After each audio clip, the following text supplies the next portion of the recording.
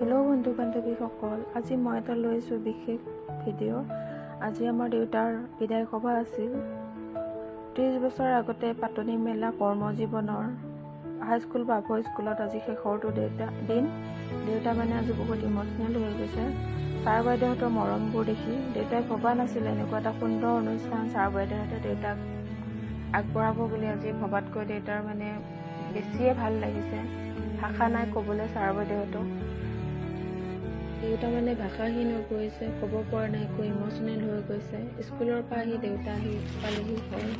ময়ো অলপ ভিডিঅ' কৰি থৈ দিলোঁ বুলি স্মৃতি হিচাপে ফেচবুকত সাঁচি থৈ দিওঁ। দেউতাক ক'লেও আপুনি ছাৰ বাইদেউহঁতৰ মৰমবোৰ আপুনি নিজেই খুলি দেখাওক। দেউতা এটা এটাকৈ খুলি দেখাইছে আপোনালোকৰ নাথাকক, আপোনালোকে চাব। আৰু ছাৰ বাইদেউ দেউতাৰ ফালৰ পৰাও ধন্যবাদ আৰু মোৰ ফালৰ পৰা বহুত বহুত ধন্যবাদ থাকিল দেউতাক ইমানবোৰ মৰম দিয়াৰ বাবে।